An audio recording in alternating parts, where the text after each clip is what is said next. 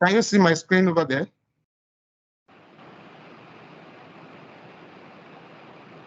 Oh, no. No, we cannot. Oh, yes, we can see it now. No, this is not the screen I want to show you. I'm calling. Please, window.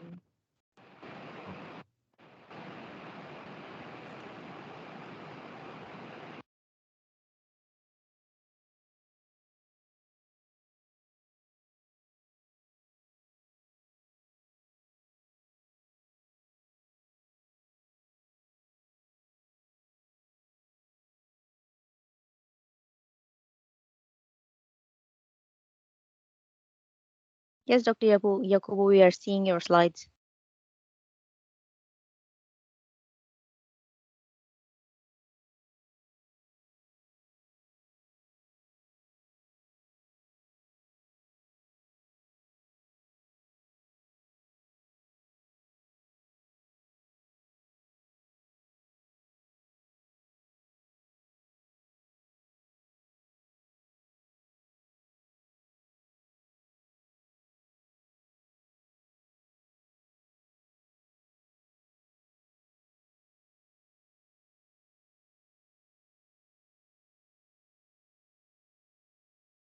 Dr. Yakubu, you're muted.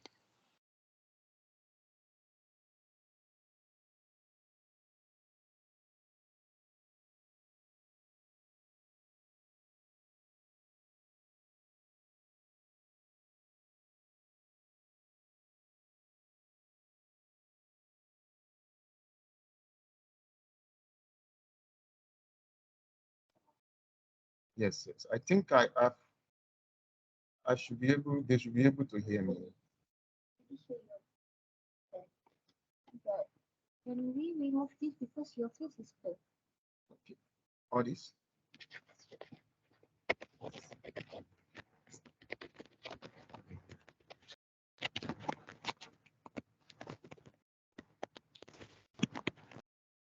think it's better. Yes, thank you. This one is there. Yes.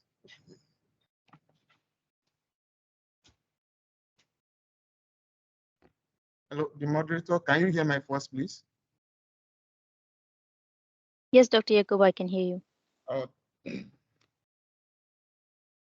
Thank you for your kind introduction. Before I start, I would like to welcome everyone with the best greeting in the world. Assalamu alaikum wa rahmatullahi wa barakatuh. Today, I will be discussing, as earlier introduced by the moderator, I'll be discussing on how to write the nitty-gritty on how to write a robust review paper and publish it in high-impact factor journals. So this is the synopsis of today's talk. We are going to address what is review paper, the definition of review paper. We talk about the types of review papers, the stages of review papers, and what are the critical appraisals to consider before you review a particular paper. And how to review paper, and I will cite some sample illustration and tell you some secrets on how to review paper. As a side attraction, I would love to talk about my country. My origin is Nigeria, the most populous country in Africa. And my state is Osun State. It's a small state in the southwestern part of Nigeria. It is called Osun State, the state of living spring. That is our motto. In the state, we have several local governments. My village is Yobo. Fortunately, this slide is not moving. It's not. This slide is not moving.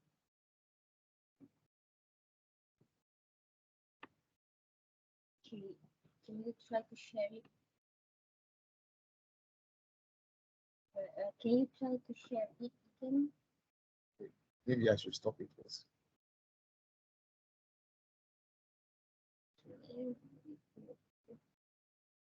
Yes.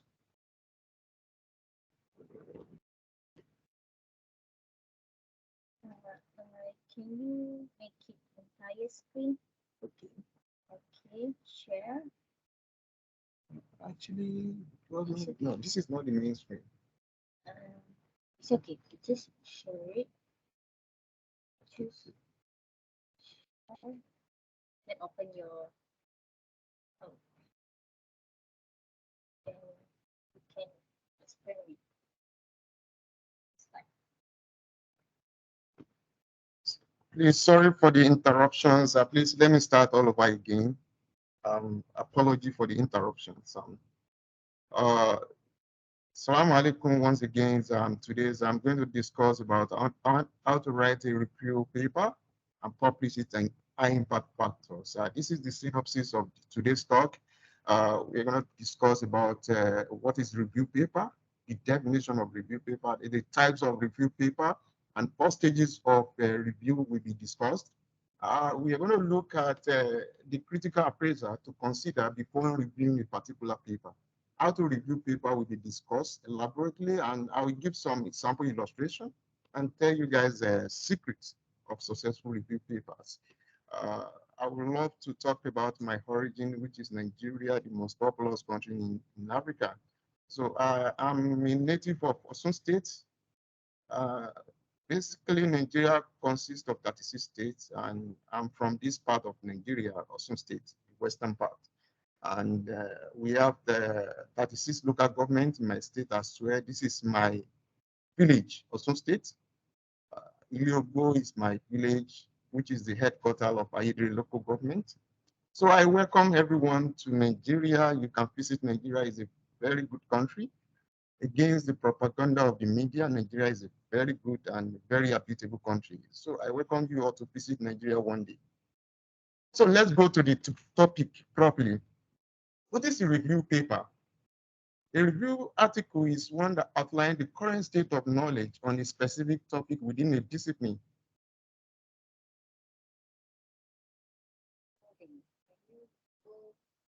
can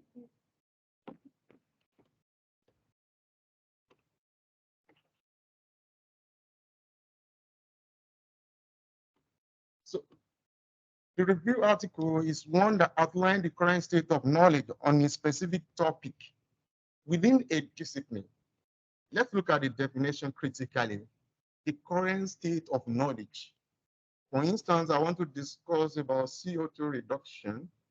I want to write a review paper on CO2 reduction. So if I discuss the current state of knowledge in the CO2 reduction, and CO2 reduction, the discipline of CO2 reduction is environmental chemistry. So if I discuss that CO2 reduction and I write a review on it, that is called review. And before you review a paper, you must understand the paper very well, evaluate it, and then you can go to analysis of the discussion. So let's look at the different types of review. We have 4 types of review. There are critical review, comprehensive review, mini review, and perspective review. Critical review simply means when you have a collection of papers and you criticize each paper, the developments made, what are the developments made in A over paper B? What is the advantage of method used in A over paper C? So those are the critical review. In comprehensive review, that means you consider a collection of paper from certain period, maybe from 2010 to 2023. It could be a decade consideration and it could be 2-decade consideration. So comprehensive is always cover a large volumes of paper in that part in a specific topic. So the difference between critical review is that and comprehensive critical review, you criticize the work and you come up with a possible solution. But in comprehensive review, you analyze several papers over years. So that is the difference between. But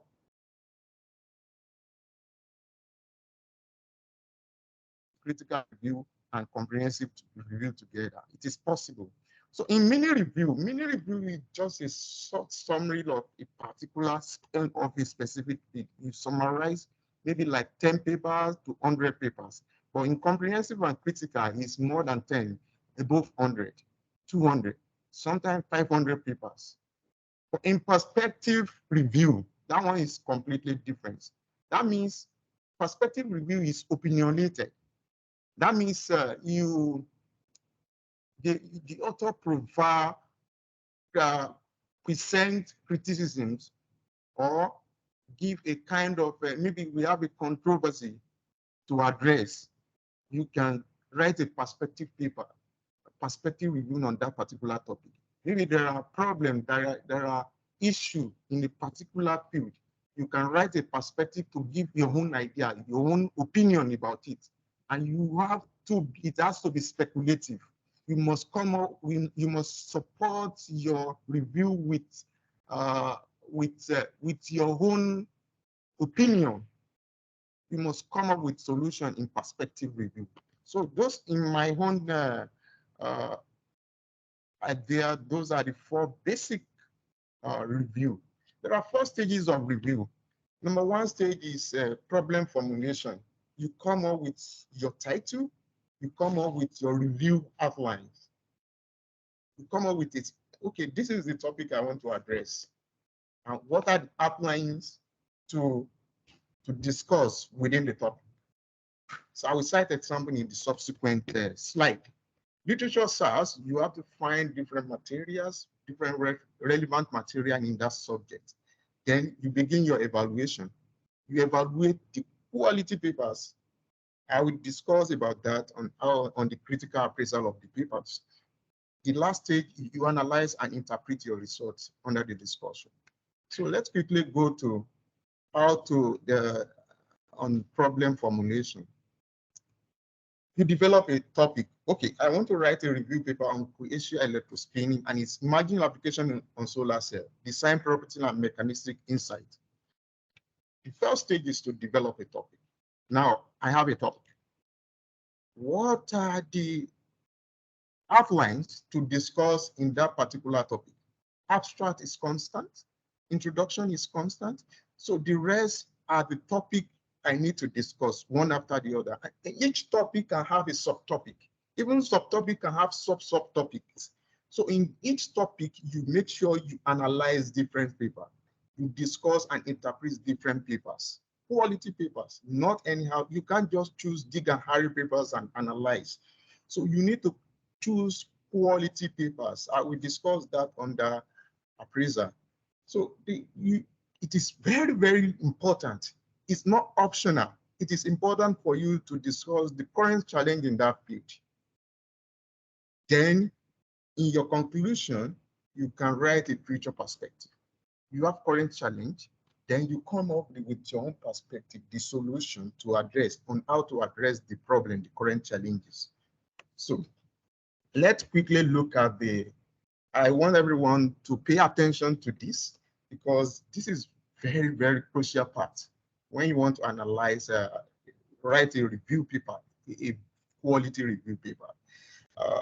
The critical appraiser to consider before selecting a published article. Okay, I want to do a review on CO2 reduction. You can't just select anyhow journal. You need to analyze, do a kind of appraisal on that journal before you choose it. So let's look at it one after the other. The journal, what are the appraiser to consider about the journal where the article get published? What journal was it published? You need to look at the journal critically. You need to check the journal metric. Is it a good journal? Is it Scimago index? Is it Scopus index? Is it Web of Science index? Those are the points you need to consider in the journal. So why the journal? Why did they choose the journal? It's very important. These are key questions you need to ask yourself. Is it suitable for the subject of the article? You look at the scope of the journal and you look at the content of the article itself. Is there any synergy between the two? Is there any synergy? Does it conform with the scope of that particular journal? This is very important. Is the journal peer review? If the journal is not peer review, it's not good to consider such a journal in your review exercise. So you need to take note of this point while reviewing a paper. What is the impact factor of that journal? I notice in higher you use Q1, Q2, Q3, but the most acceptable journal metric internationally, to my own best of knowledge, is impact factor. The higher the impact factor, the better the journal. So in my own case, when I want to analyze a particular journal, I make sure the impact factor is more than 3. Now, in fact, I've increased my standard to 5 now. So the impact factor of a journal from 5 and above is good for consideration in your review paper. So let's look at the authors. You need to look at this, do some critical appraisal on the authors of the paper as well. How many authors are there? It's very important. There are some journals, they put a lot of authors that are not relevant. They don't have experience in that field. So you need to check the number of authors. If the author is more than 20, it's not good enough. 10 is enough. 10 is manageable. 5 is okay. 6 is okay. 7 is okay. But if there are too many, you need to check each author. Is the content of the paper, is it related to their field of where they specialize? Those are the questions you need to ask yourself before you analyze a paper. Are they known for the work in the field? It's very important. If they are not known for the work, that means they just put up something they don't have any knowledge about. Which institution do they work in? This is very important, because you need to look at the institution. What is the key health of the institution? I mean, the rate of the institution internationally. What is that institution known for? Are they known for agriculture? Are they known for economics? Are they known for environmental remediation? Are they known for aerospace? So it is important to consider that question before you analyze a paper. Does the institution produce a lot of publication? This is also very important for you to consider before you analyze a paper. If they don't produce a lot of publication, you don't need to bother yourself analyzing such a paper. So now the article, no, don't mix it together. There is difference between the article and the journal. The journal is where it gets published. The article is the work itself. So what are the critical appraisal you need to consider in the article? What kind of article is it? Was the article interesting? Did the article provide previously unknown information? Is there any novelty in their work? If there is no novelty, why are you considering the journal for analysis? It's waste of time, complete waste of time. Was the article well presented in terms of organization, in terms of discussion, in terms of interpretation? It is very, very important to consider all these questions before you analyze a paper. Kindly pay attention to this specific analysis of scientific article. These are specific, and it needs to be critically analyzed before you consider a paper for review. You need to review the title, introduction, abstract. Is the title of the article suitable for what was done? You look at the title and you look at the content of the paper. Does the title align with the content? If it's otherwise, it's complete waste of time. Does the abstract give the accurate summary of the study? Abstract is very essential. In fact, some reviewer, some editor, they will just look at the abstract and they know what is inside the article. They don't bother themselves to read the entire article. Your abstract must give the accurate summary of your study. It's very important. If the abstract does not give the accurate summary of the study, it's complete nonsense. So that such paper cannot be considered for analysis in the review articles. Where the aims and objective of the study clearly outlined, the aims and objective need to be outlined clearly for you to review such a paper. Did the introduction provide enough information as to what has led to the study? This is talking about the justification of the study. If there is no justification for doing the study, that means it's just a general work. They are not doing something new. So they need to provide justification for their study. Why are they doing the study? Why? What are they contributing to knowledge? Are they doing what others have done? What are they doing differently? So this needs to be considered. If they are doing what others have done, it doesn't add to knowledge. It doesn't contribute to advancement of knowledge. So was the study well designed to answer the aim and objective? That's another question you need to ask before you analyze a paper. Let's quickly go to the materials and method. Are the methods used appropriate for the study? You need to check the method. Is it appropriate for that study? Or they just choose any method that is not aligned with the study? Was the characterization carried out correct? TEM, SEM, SRD, was it correct? Does it have any relevancy to the interpretation of the result? Or did they just choose any characterization just to make the paper more voluminous? But if the characterization carried out align, have synergy with the study, you can go ahead and analyze the study. Those are the qualities, these questions are what determine the qualities of a journal. Were there any control? If there is no control, there's a problem with the journal. Were there any sufficient number to be able to answer research question and that of the justification? These are critical questions you need to consider under materials and method. Let's quickly go to results. Under results, were the results well presented? Because in the original research paper, you need to present your results chronologically, I mean, in order. For instance, in chemistry, we organize results from simple to complex. You can start analyzing results from UV, FTR, SRD, SEM, TEM, XPX. You know, you start from the simple to the complex. You need to organize your result in order. It has to be well presented before you can consider such a journal, such an article for analysis in your review. Were all results provided or some were excluded? Because some researchers, they just provide some result and exclude some. So they need to provide all the necessary results without excluding anyone. This is very essential. Are the results presented in a way to be able to answer original research question? This is very essential as well. They need to present the result in a way to be able to answer original research question. You need to look at the original research question and the result presented. Is there any synergy between the two? Did the result answer the original research question? It's very essential to look at that. Were the result presented in a way to comprehend, e.g., did they use table? Did they use figure to make the work more simpler for reader to comprehend?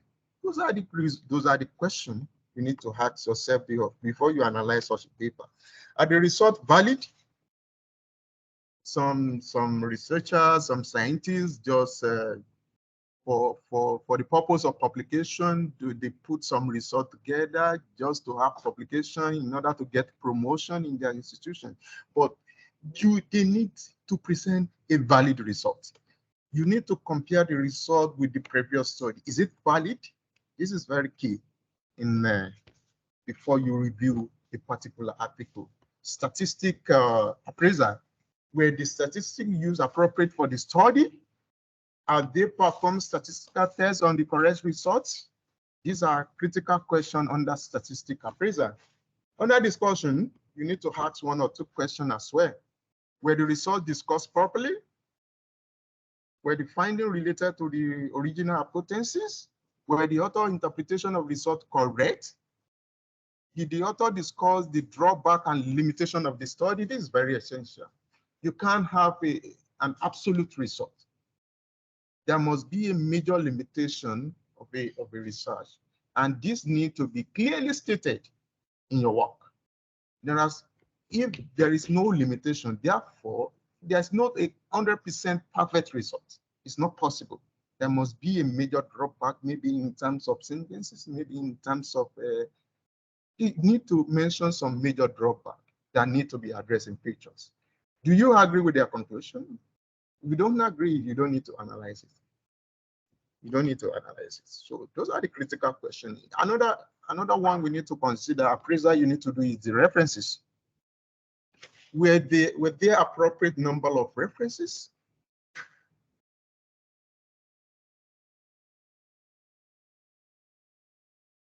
Should not be less than between 100. That is my own. It can be challenged. I stand to be corrected. But in my own judgment, the number of references that must be consulted for critical review should not be less than 100, around that. But that of comprehensive review is between 200 and above. So they need to consult as much reference as possible. Were the reference up to date? I must say this. One of the secrets of successful review is to cite recent references. We consult old references. Many reviewers and many editors will criticize your research. You can even experience a desk rejection. It is important to use recent reference instead of old one.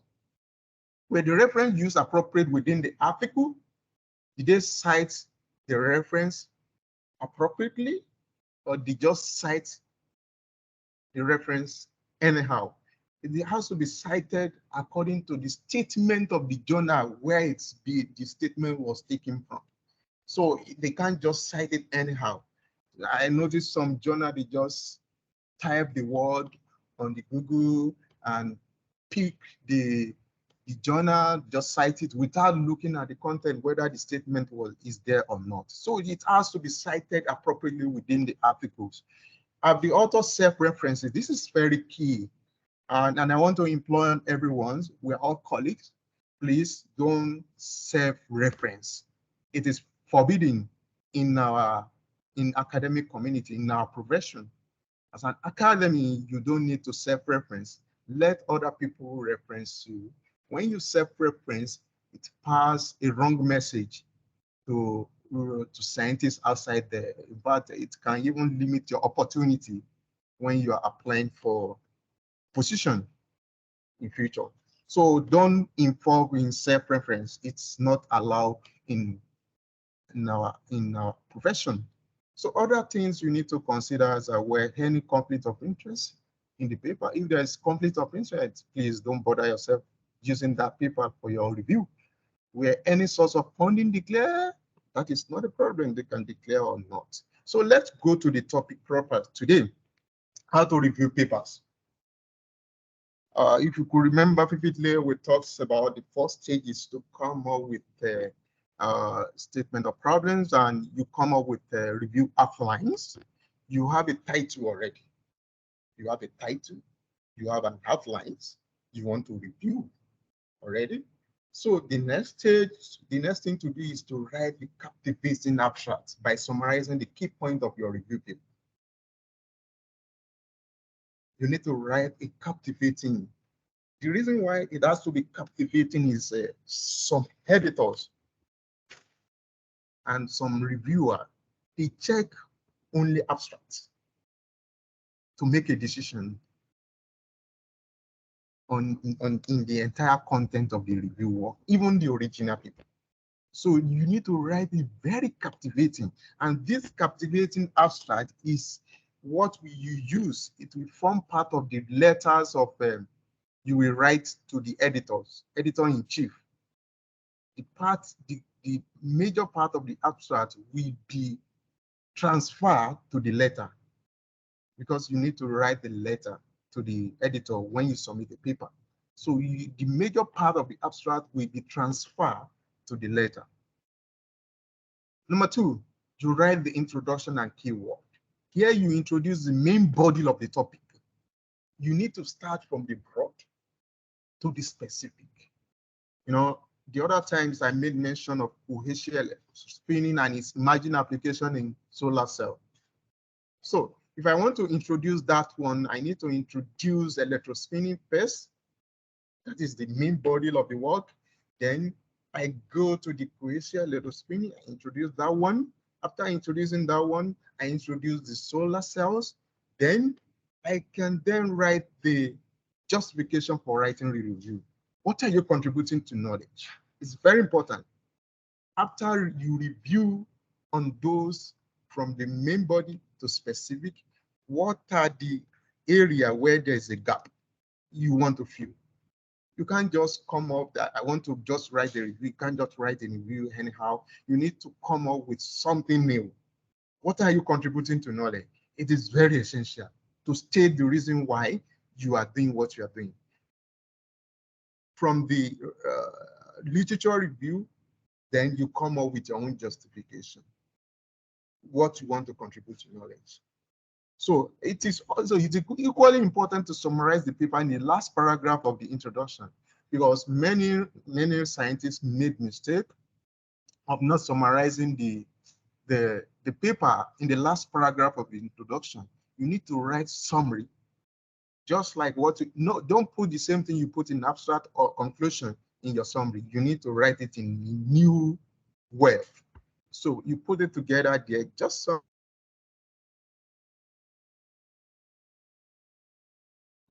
this is the main body of the paper and where you make your contribution to knowledge. So what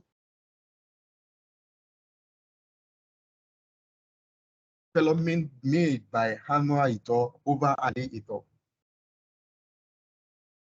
You know, paper A belong to Hanwha, paper B belong to Ali.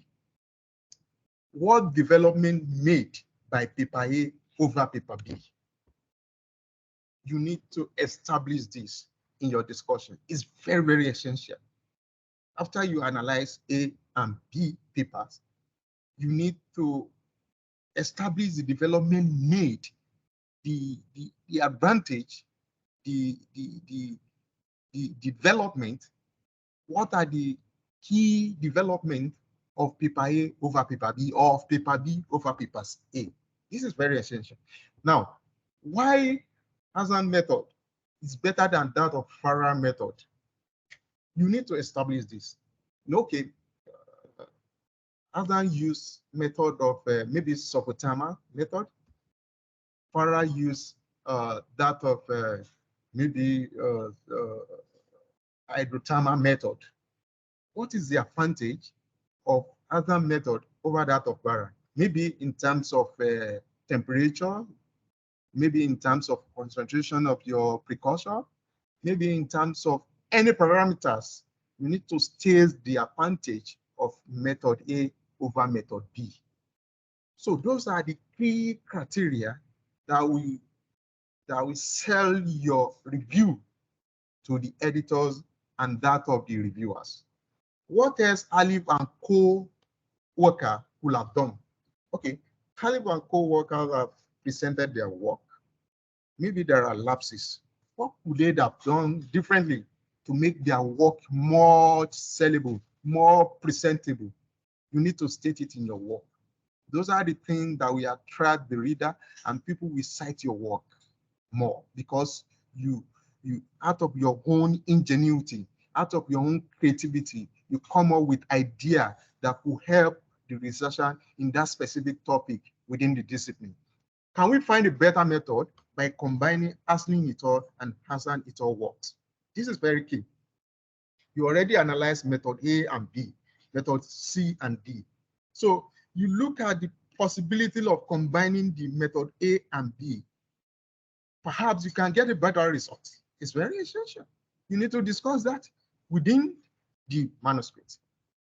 You need to discuss that within the manuscript. You need to establish that as a new idea. And people will consult your review. When you have this kind of new knowledge, because they don't have the idea about combining this method together before, but you put it out there for them to see. Anyone that consults your journal, it must be cited. That is why review paper many times has more citation than that of original article. I'm not discouraging people about original article. Original article is good. It's good to have original article, but review paper in many cases have citation more than original article. Now, another question you need to address under discussion is there any significant development in the subject, or is it retrogressing? the subject you are addressing, is there any development or is it stagnant? You need to address that. What are the future outlook? I stated it earlier. You need to state the future outlook. Having identified the current challenges, you need to state out the future outlook. Your future outlook can be written separately, or you can join it with conclusion. Some reviewer will ask you to separate it from the conclusion, while some reviewer will not, they won't exercise any kind of, they won't have any reservation about it. But in any case, you can write current challenge and you can write future outlook and conclusion together, or you can write them separately. So if the reviewer asks you to combine it or separate it, it's not a problem. So it's always essential. It's not optional. You must state future outlook in your review paper. This is very essential. I want you to know this while discussing. While analyzing published article, ensure to summarize each section in a table and use captivating figures. It helps to reduce similarity in index. This is what I do in most of my publication, review papers specifically. I make sure I analyze a lot of paper in each section, and at the end, I put them, I can put them in a table. I will show you an example of table, and I make sure I use figures. You don't need to present each figure, maybe figure one, you put figure one for each. You can combine your figure one, figure you choose in article A, and figure in article B can be combined, and you label them A and B, you write the caption. That is how to review. You can combine 4 figures together in one section, but it's not compulsory you use figure for each article you analyze. But in any way you mention characterization, maybe terms, SEM, and everything like that, it is always good to use the figures. So the conclusion, this is where you are expected to summarize the discussion by highlighting the important landmarks and state again what you predict with regard to development of the subject in the futures. It's just like that of your abstract. You summarize, you highlight the important landmark that has been made in the field, and at the end, you state the future outlook or future perspective of the work. So the acknowledgement is not that important, but it's essential in a review paper. You can put it there, and if you like, you may not put it. You just make sure you acknowledge all the people that contribute to the success of the paper, not the main author. If the main author wants to acknowledge some people, they can go ahead and acknowledge. So maybe you have some grants that support. You can also cite the grant in a review paper. It's not only original paper. You can acknowledge the grant you use. You can also acknowledge the grant in the review paper. It's not a problem. So the references, make sure that you stick to the guideline of the proposed journal. Their citation method could be in form of superscript or citation number parentheses. You put it in the bracket or alphabetical order. And this is very easy nowadays. It's no problems. It's easy. I advise everyone to learn how to use Mendeley Reference Manager, desktop option, because if you use normal Mendeley Reference Manager, sometimes if you have a collaborator, they won't be able to edit from their hand. There will be problems. So make sure you use Mendeley Desktop. Download Mendeley Desktop. It is user-friendly and free to download. Once you install the journal on the app, on the Microsoft, easy, you populate all the journal there. You can populate it in forms of, you can copy the DOI, or you can download the journals and upload it, populate it on your Mendeley desktop. It's very easy to use, and if you have any problem regarding on how to use Mendeley, you can contact me. Sorry, I don't put my emails. I'll put it there later. You can contact me. It's very easy to download. And some people are using I forgot the names of this, the second one that is very popular like that, but majorly I use Mendeley, and because it's user friendly and it's very easy to manipulate.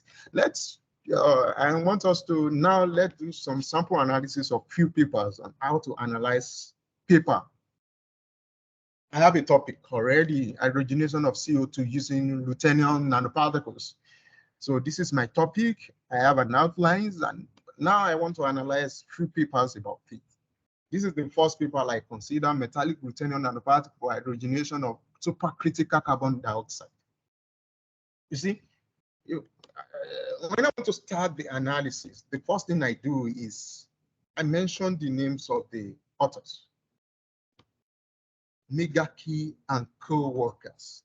You can say Megaki et al. Megaki and colleagues. Megaki and co-authors. Reports or develop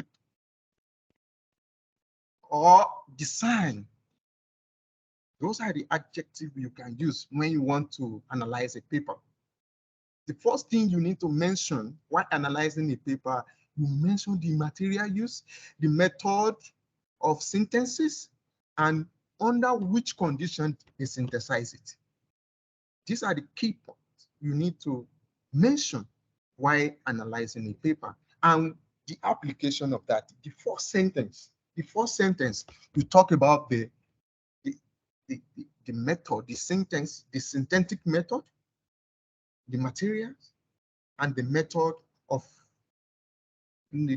of synthesis and the application. You can see the way they put this together. Reported on the use of metallic ruthenium nanoparticles. Primarily, I put the nano range of the nanoparticle there. Prepared by reduction of ruthenium trichloride in the methyl alcohol solution. Reduction of ruthenium trichloride in the methyl. You can see those are the conditions I subject the synthesis into under the subatomic condition for the hydrogenation of supercritical CO2 to formic acid in the presence. So when the first sentence, you just need to mention the method of synthesis. In your own case, it could be another method. Maybe in the machine learning, they can use the moded adopted, all the criteria, the information that is needed need to be put in the first sentence. So the second sentence, we have to the condition in which the synthesis subjected into. Then while the last sentence talk about the outcome, the result, you discuss the result of the research. And then in the last sentence, you need to briefly talk about the development. As I said earlier, you need to talk about the development made by that work. Like this work opened up a new door towards the use of solution, ruthenium nanoparticle for the hydrogenation of CO2. This is development made in this research. This is very essential because this will allow you to compare the results obtained here with that of the other study in a related study. So let's look at the second paper. The second paper talks about the selective hydrogenation of CO2 gas to formic acid over nanostructure ruthenium titanium oxide catalyst. So you can see in this paper as well, I say in another study, or you can use in a related study, or in comparatively, Ramprakas et al. Then you cite the paper, publish a comparative study on reactivity. You can see it follows the same pattern. You mention the procedure, you mention the synthetic approach, disperse, and then you mention the condition in which each reaction takes place. After then, you can mention the outcome. You can discuss the outcomes of the research. This is a typical example of that, of how to analyze and evaluate a paper. So within the analysis, you can cite a figure. And when you cite a figure, you must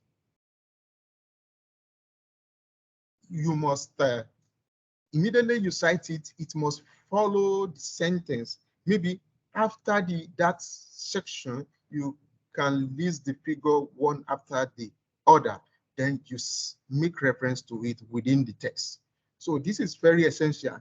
At the end of this analysis, this is study, maybe let's call this one paper B. The first one I analyze is paper A. After then, you can then compare the result of two studies. You can say the two studies, they are talking about the CO2 gas, the reduction of hydrogenation of CO2 gas to formic acid. What is the advantage of method A over method B?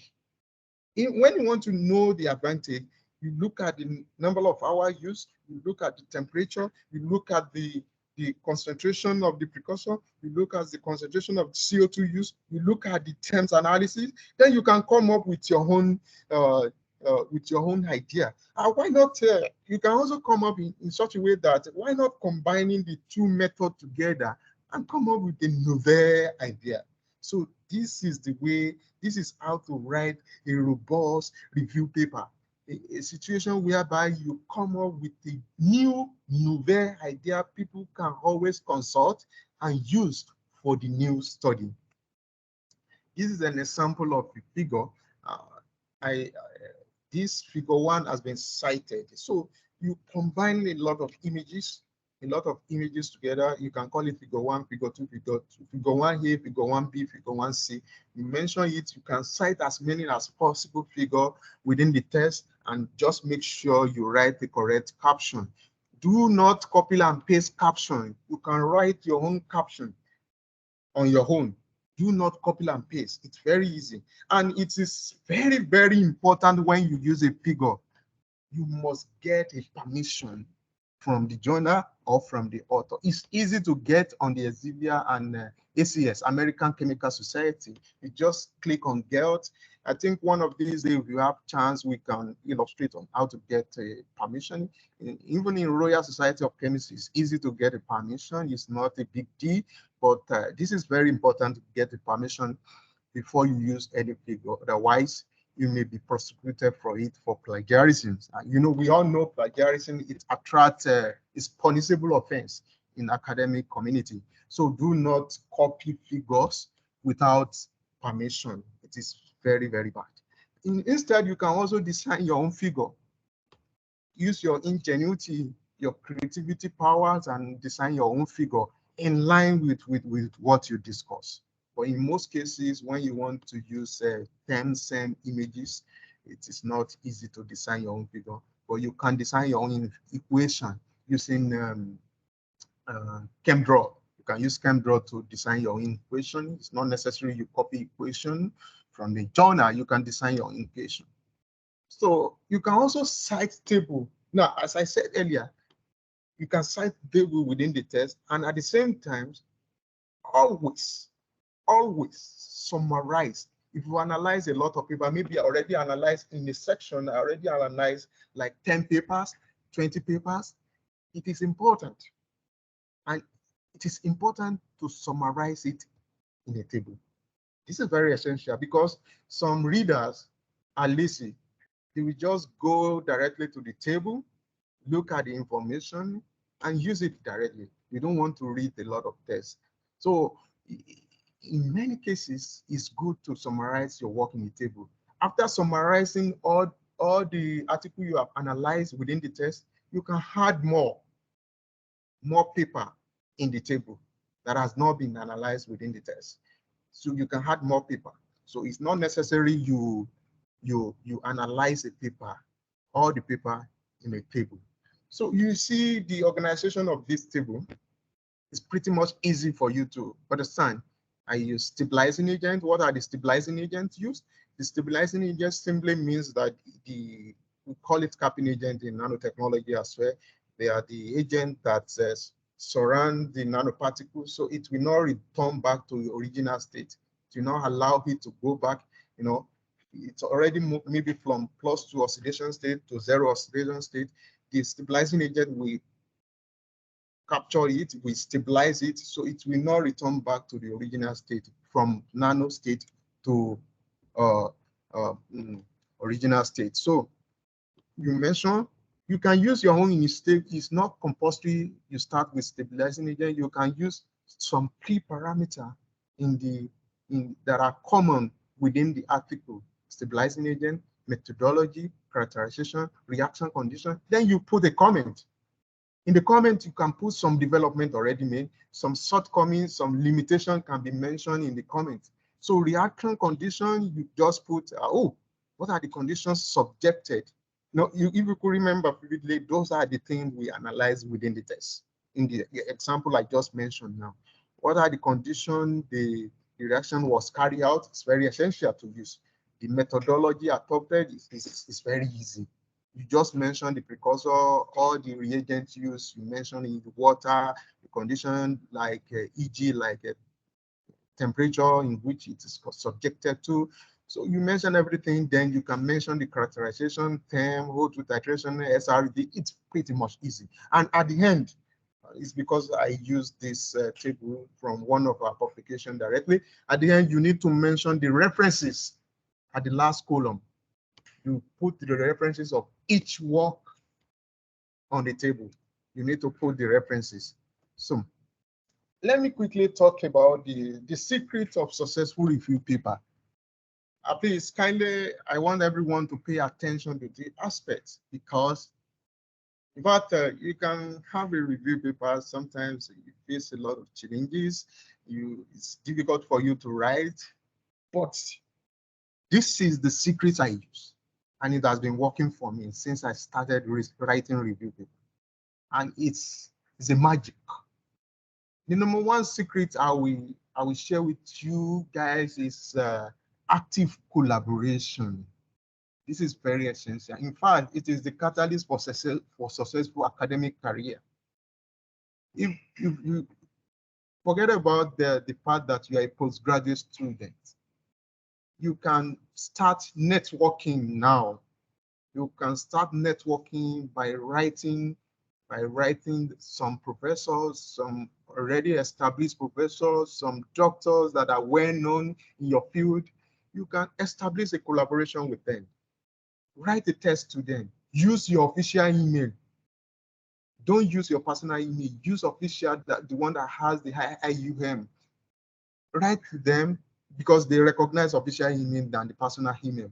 Write to them, say, I want us to write this. You already develop the first thing is to develop a topic. You develop your outlines, just the way the one I share with you the other times. You develop your outlines, then you can share with the professor already established in that field. Share with them, then you ask them, you want them to participate in your review, and you give them the condition, like the number of page, the number of words, the number of figures you want, the number of tables you want. And you need to mention the proposed journal you want to use for your work. That is what I did, and it has been working. So you can come up with the review outline, assign your work, I will establish a collaboration, assign your work to different people in different fields. Before you know, within 1 month, within 2 months, even sometimes a week, you have first draft of your manuscript. It's pretty much easy, and it's a secret. You can't do it alone, you just kill yourself. Review paper is mental tasking, is emotionally draining. If you are not if care is not taken, it can break you down mentally. So you need to engage other collaborators in the field to make it easy for you. So I employ every one of you to adopt these secrets, and it's working. And the higher your collaboration, the better for you. And you'll be surprised that some editors and reviewers, they examine the quality and the affiliation of author to make their decisions sometimes. They will just check the authors, their affiliation, and sometimes some editors, they will just, oh, this is a professional in the field. Oh, they have quality authors.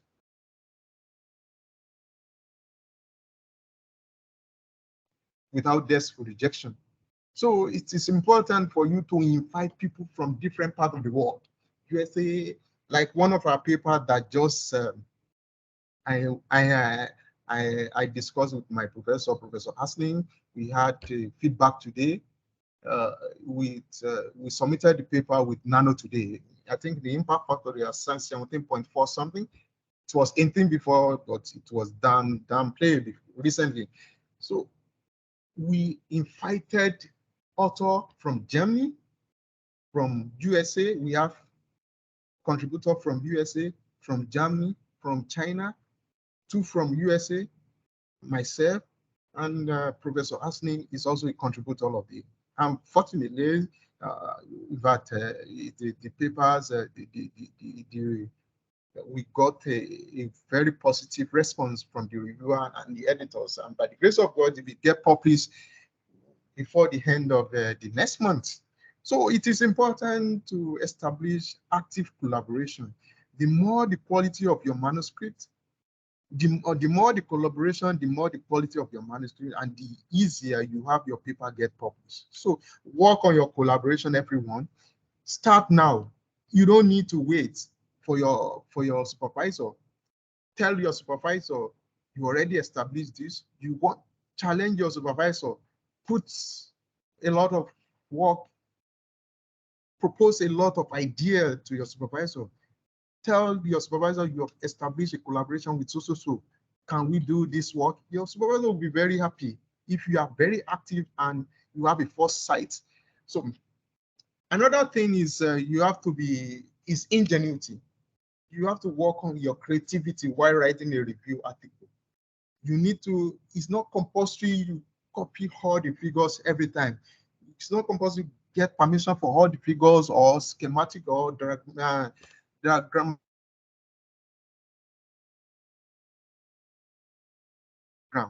It pretty much it is just the power of imagination. You can imagine a figure within yourself and go to the ChemDrawn and draw it on your own. You can imagine a figure and come up with your own figure yourself and go to ChemDrawn, you do it. You go to Origin, you do it yourself. It's pretty much easy. If once you start this thing, just make sure you start now.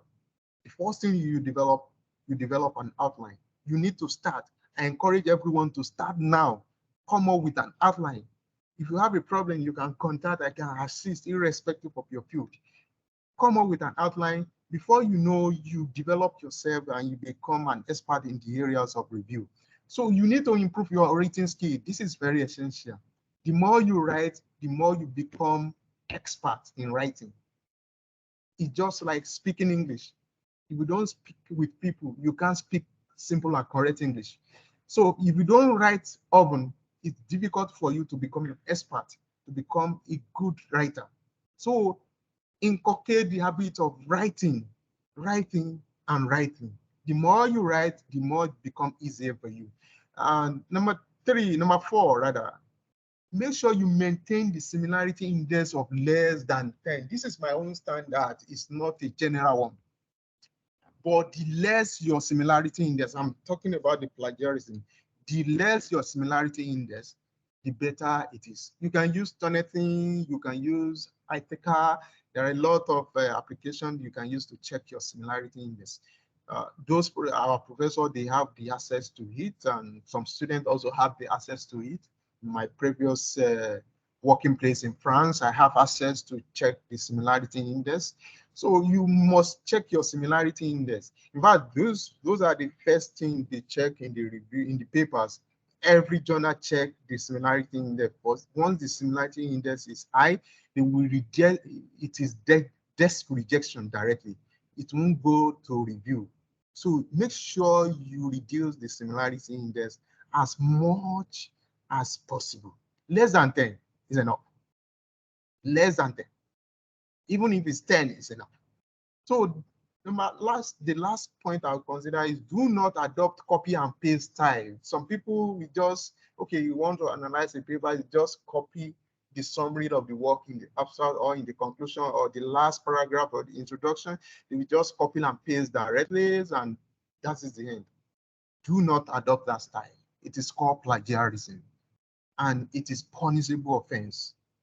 So instead, once we have different application now, like ChatGPT, like I think keywords, a lot of application you can use, but it is better once you highlight a point you want to use in your paper. You highlight a statement you want to use, you can put it in your own word. Write it in your own word. It's pretty much easy to write sometimes. So just the more you practice, I said earlier, the more you practice your written skills, the better you become as a researcher. So as a side attraction, I would love to show you my publication this year. This is not to intimidate anyone, but just to encourage and motivate you guys. It is possible to have as much publication as possible in your field. It's all about your determination. You set a goal for yourself each year. For instance, my goal this year is to have at least 25 publications. 25 publications. Now I have 14 publications. One of our publications just get accepted. The number 7, it was accepted day before yesterday. It's work done by myself and my professor, Professor Anwar. Gets accepted, and we work on 3D printing and 4D printing. So it's pretty much easy to have as much publication as possible, provided you set a goal for yourself. My goal this year is 25. I already have 14, and I have more than 10 in communication. I believe before the end of the year, I should be able to have 10 publications. 10 publications. And all the publications they are in Elsevier.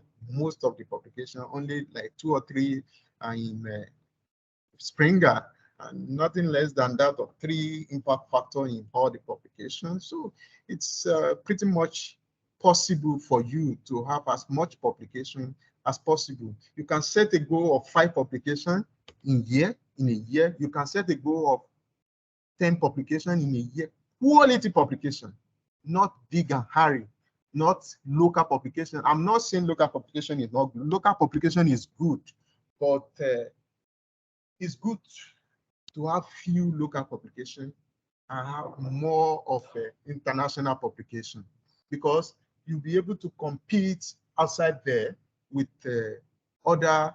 There are a lot of publication over there, a lot of competition. When you want to apply for a position, there are a lot of publication. There are a lot of competition. So you need to have quality international publication over there before you can meet up with the standard.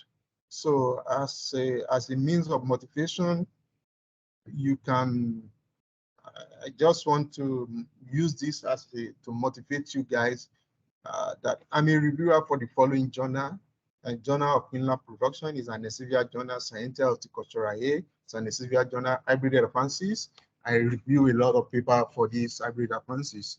It's a promising journal as well. Recently, I just joined the reviewer. I just joined the reviewer as a member for materials MDPI. I noticed MDPI is not recognized by Malaysia government.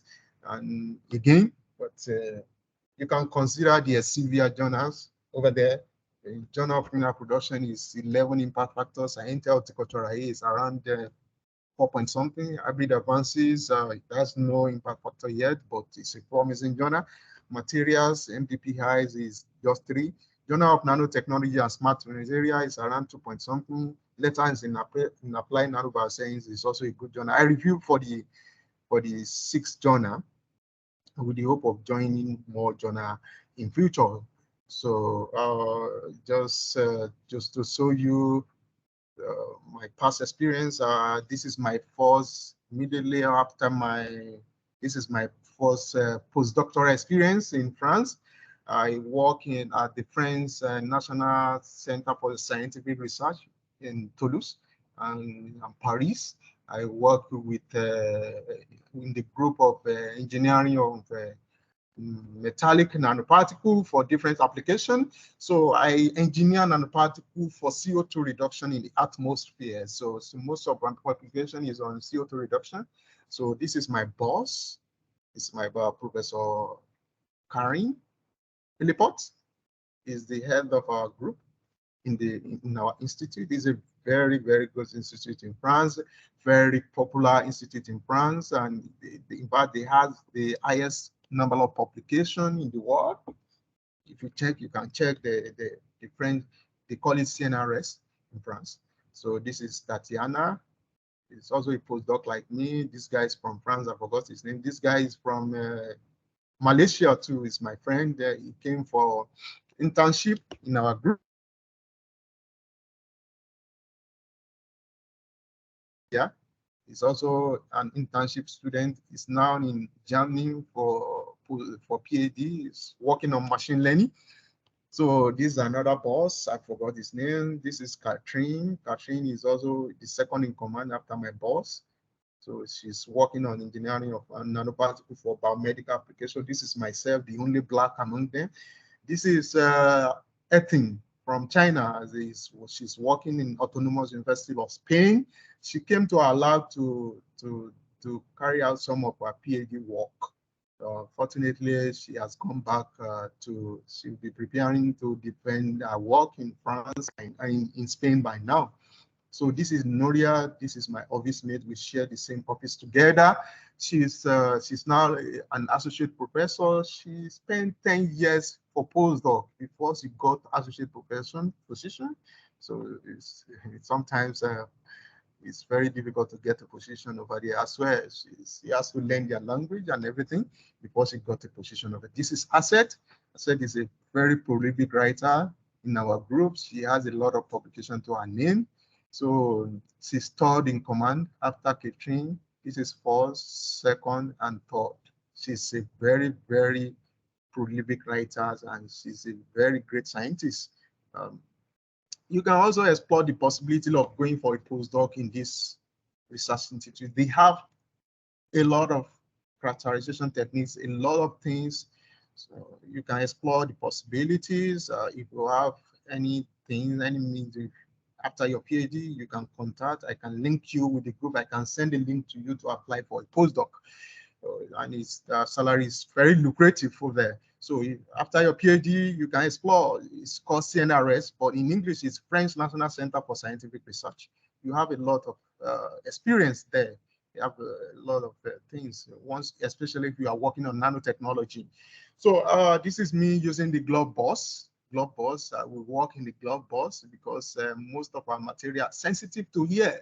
So we need to work in a confined environment to protect our material. This is me using the HRSEMS, higher resolution transmission electron microscopes. So I was trained on how to use it when I was there. So I can use HRSEM and I can use TEMS and UV as well. They have, anyone can go to it and analyze your sample. It's pretty much easy. This is me when I won the chess in the institute. So I was the best chess player there. So this is the second guy. So we have a lot of international, every country in the world present in this institute. So every country. Well, this is from England. This is from Spain. This is from what's the names of this country that is in war? Russian and forgot the names of the. So this is France, guys. This is Latvia. This is me working in the slag lines. I was trying to degas, and I want to remove the traces of oxygen and water there. This is the first. This is my first experience of group launch. What we do in our group there is immediately we have a publication. We make sure we have a launch. We celebrate each publication. We had a lot of publications when I was there. So I think I have almost 7 publications to my name in our group. And while I was still working on some of the work are still under communication, so hopefully it will be out very soon. So it's a very, very active group. You can also establish if your work is related, you can establish a relationship with any member of the group. They are very, very active and prolific in terms of research. These are selected references for my discussion. And thank you all for listening, and appreciate your rapt attention. Thank you. God bless.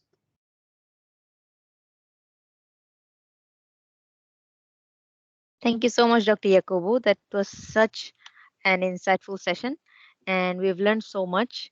And right now, I will open the floor for any questions from the audience.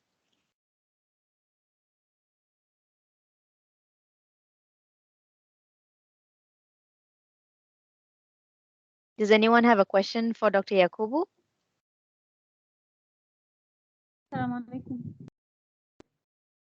Yes, Tamana. Go ahead. Yeah, I want to ask something. Assalamu alaikum, sir. Thank you so much for this insightful talk today. As you said that we can have as much publications as we want, but sometimes students face challenges like APCs. You know, sometimes we do not have the sources for covering our APCs. And as you may know that it's not easy to find and publish in a free journal. Do you have anything to say about this? Can you please repeat the question clearly? I'm not clear with the question. Okay, sir. I wanted to ask if you have any comments about article processing charges. As you said that we can publish in Okay, as okay, many. okay. Yeah.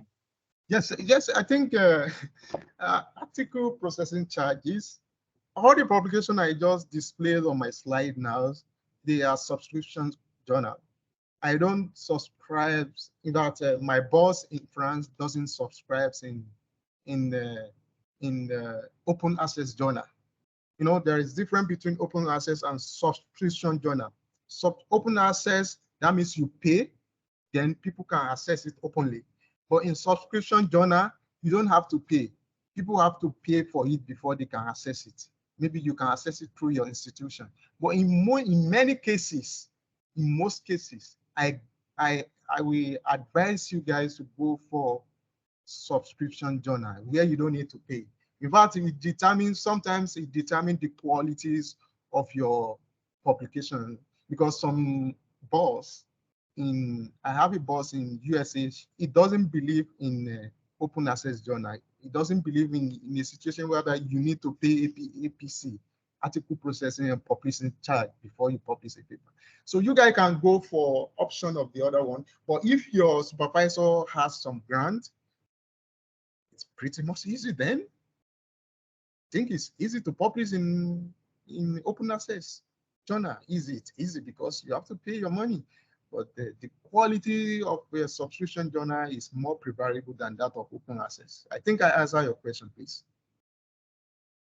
Yes, sir. I was asking this because some of the most high impact journals in our field are paid, like IEEE Transactions or Nuclear Sciences. They are all paid.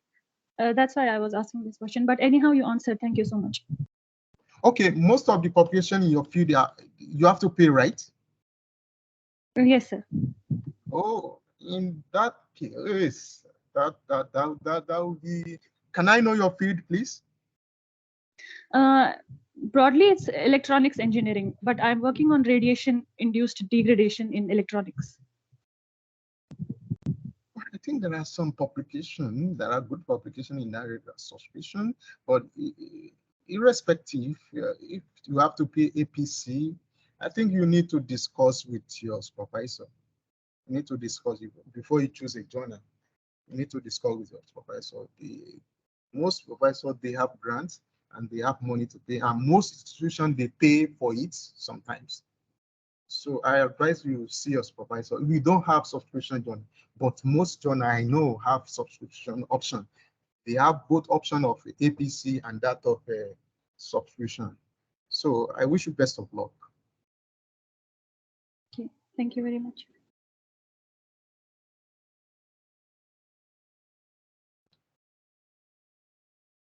Do we have any other questions?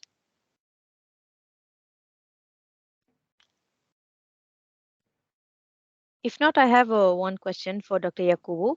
I think you already mentioned, but I didn't catch that properly. How do we invite authors for active collaboration?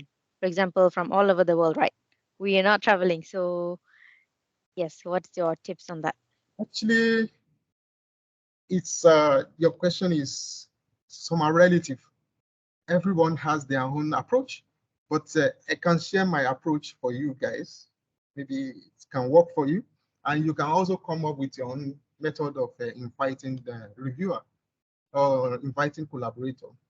What I do is I come up with a very, very captivating message. I write a message, I attach, sometimes I attach the summary of my CV. Then I put the outlines of the work. You know, before you contact any professor over there, you need to come up with your outline first. You have a topic, you have an outlines of the work you want to do, and you make sure the person you want to contact specialize in that field.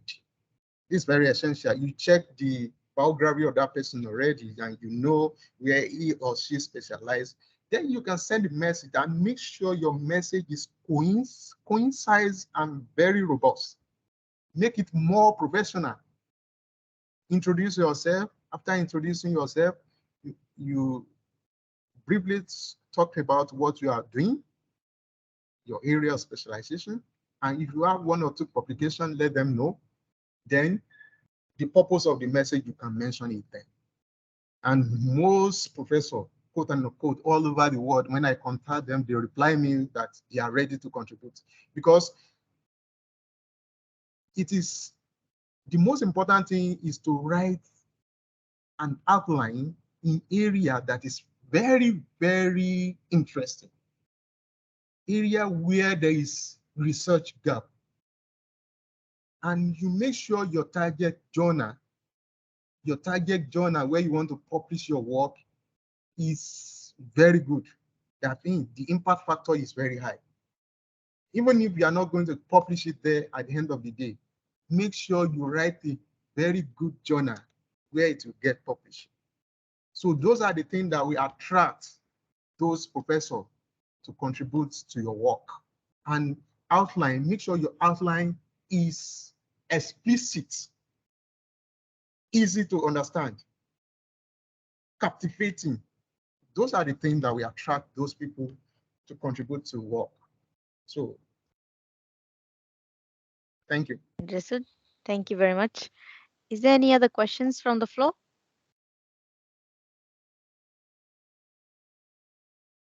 I can see a hand raised up.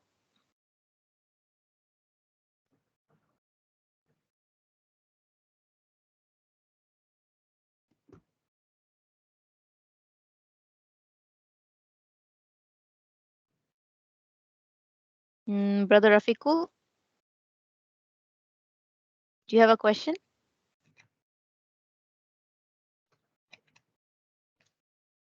Okay, so if not, so we have come to the end of our session. So we had a very insightful session with Dr. Yakubu. And Brother Rafiqul, are you there? Okay, so he's sending some claps for Dr. Yakubu. So we are very blessed to have you here. And we had such an insightful session. We learned a lot, and especially we got to get some secrets of how to write a successful review paper. We really need it because we are a postgraduate student here, and these tips are just giving us a boost in our postgraduate study. And we also learned so much about the tips on how to choose the best journals and articles, and the importance of collaboration and how we should start now, and all of this to make our work creative and interesting. So thank you very much, Dr. Yakubu, and everybody else here to come here and understand from Dr. Yakubu. And we're looking forward to see you again, because Dr. Yakubu is going to be here with us for many more webinars, many interesting webinars. So stay tuned. And till then, have a wonderful week ahead. Assalamu alaikum wa Can I rahmatullah. ask a question, please? Yes, please. Can I leave my email in case there is any problem? Yes, you can please. contact me with, So can I ask Okay. you a question? okay. Yes, go on, go ahead. please. Yeah, please. Assalamu alaikum warahmatullah. My name is Dr. Rafiqul Islam. So I feel very proud. Just 2 months before I have graduated from IIEM, I mean the doctorate, I have completed my doctorate, so PhD degree. So my question to the professor. So frequently we are. Sorry, I'm not a professor. It's okay, sir. It's okay. Sorry, I'm sorry. So the thing is that when we're writing our review paper, so is there any limitation for the questionnaires as well as the hypothesis? If not, so how many questionnaires and the number of the hypotheses is good enough for the it's very good for writing the review paper, as well as number 3. So for the scientific, when we write any engineering on a paper, do we need to declare the dependent and independent variable? Or if not, then the hypothesis is good enough to write the review paper, please. Thank you, sir. Thank you for your addition, sir.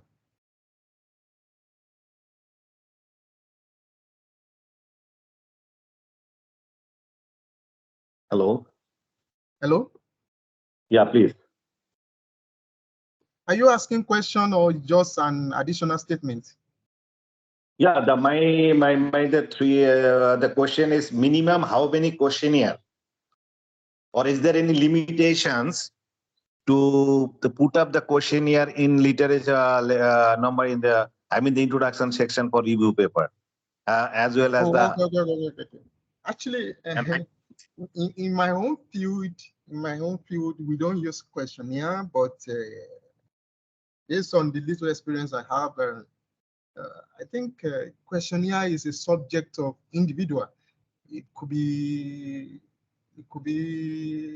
you can choose any questionnaire as you want, based on the little experience I have with those people using questionnaire, because in my field, we don't use questionnaire at all. We work on the analysis of the result and terms and everything.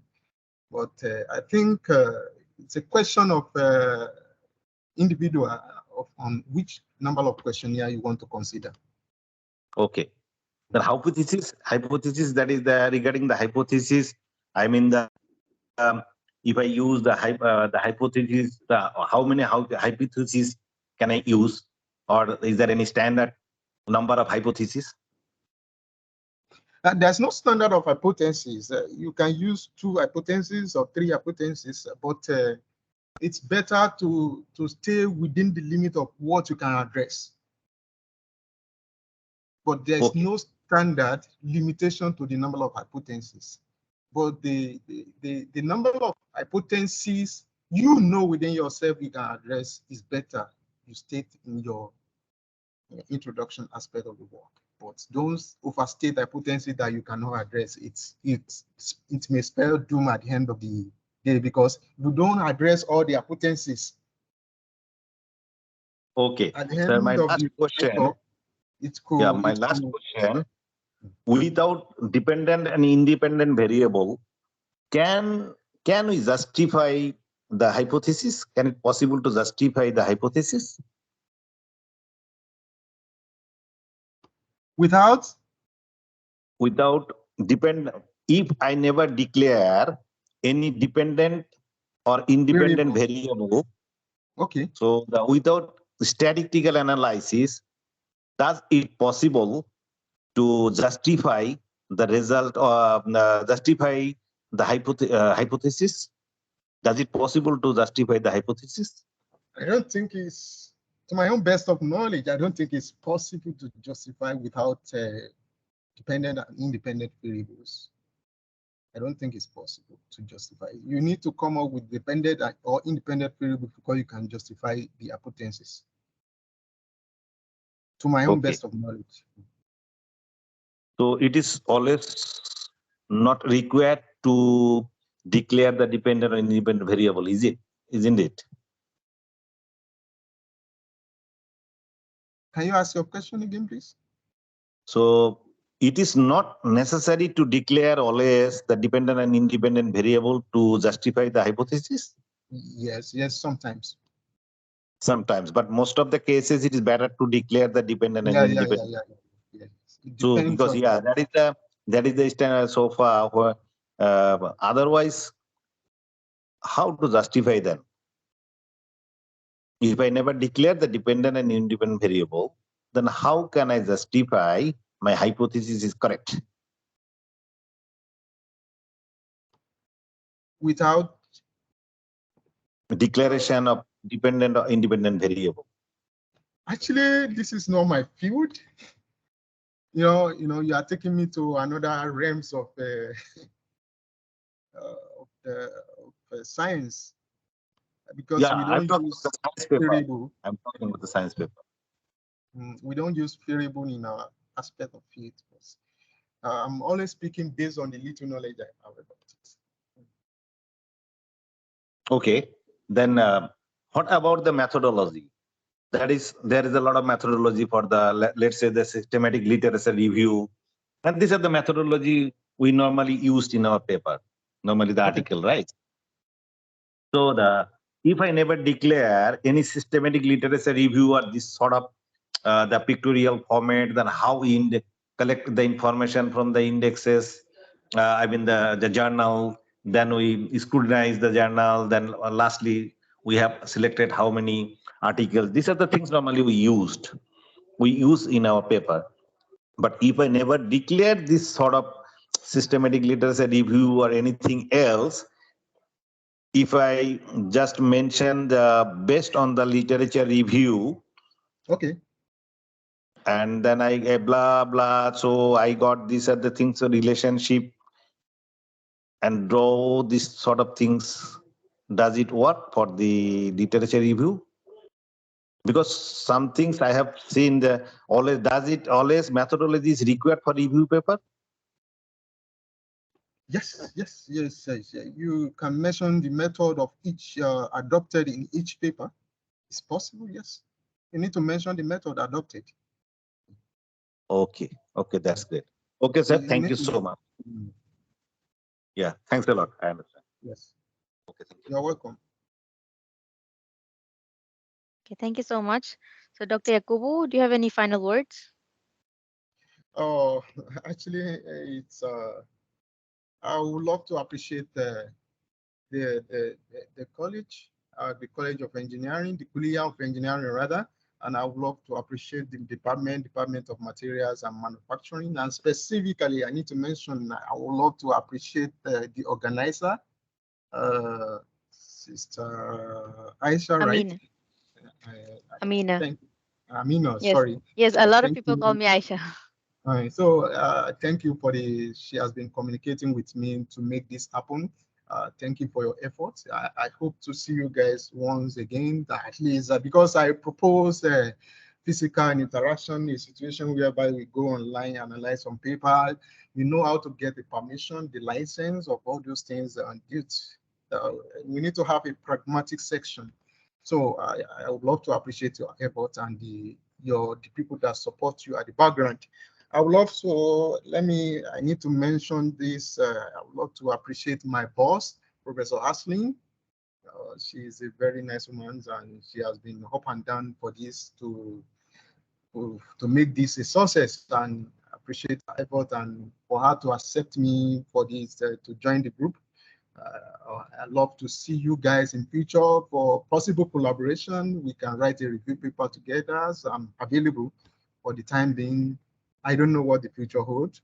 So I believe we can do a lot of work together in future. Thank you so much, Doctor. Yes, thank you. And Assalamu Walaikum salam wa rahmatullahi wa barakatuh. Have a great week, everybody. And if anything, you can Please, just contact me. Please, And we have to share your email address, right? Can you? I don't know where to type it here. I've been trying to. In the chat. There's no chat feature here. Riyadh, I saw Riyadh. I saw few. I'm not used to this. I use. Where's the chat person? All right, no problem. You can send it to me later, and then I can email to all the audience who attended today. It's not there. All right. I'll send it to you later. All right. Thank you. Okay. Thank you. Have a great day, everyone. All right. Assalamu alaikum wa rahmatullahi wa barakatuh. Wa alaikum salam wa rahmatullahi wa barakatuh.